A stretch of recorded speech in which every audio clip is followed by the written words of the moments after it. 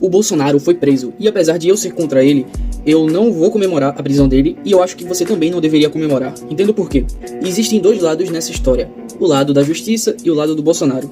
O lado do Bolsonaro alega que ele está sofrendo uma perseguição política e que ele teve seus direitos violados por ministros da Suprema Corte que tiveram decisões monocráticas.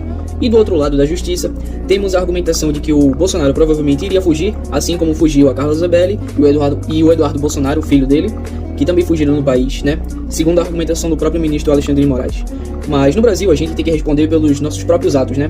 Isso já seria uma medida que eu acho, na minha visão, e juridicamente injusta. E antes que você já comente aí me xingando, eu não apoio o Bolsonaro, tá bom? Por mim, ele devia sim estar na cadeia por tentativa de golpe de Estado. E eu entendo sua argumentação de ficar revoltado com o Bolsonaro, pois em um momento tão delicado quanto uma pandemia, ele dizer que não sou coveiro e ficar imitando gestos de pessoas que estavam faltando ar, né?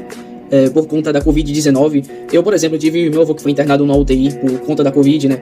E eu sinto que realmente foi uma atitude muito babaca do Bolsonaro e que eu não tenho pena dele, tá bom? Não tenho pena dele tentar se humanizar, né? Porém, ele está... Bora lembrar, né?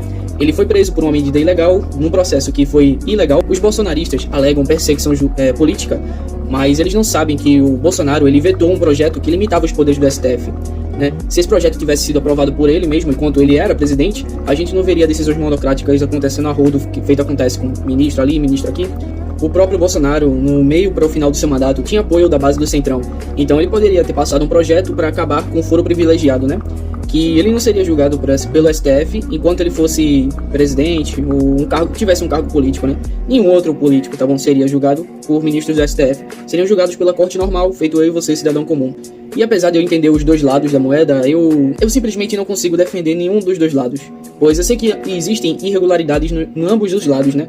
Que os dois não estão defendendo o que é certo. E eu também não comemoro porque, da mesma maneira que aconteceu ilegalidades com ele, podem acontecer ilegalidades comigo e com você. E é por isso que eu acho que você também não deve comemorar essa prisão dele. E se você ficou até aqui no vídeo e não deixou de me seguir, achando que eu era um petista ou um bolsonarista, que obviamente eu não sou, e quer me ajudar a combater o esquerdismo e o coronelismo aqui em Pernambuco e no Nordeste, me segue aí.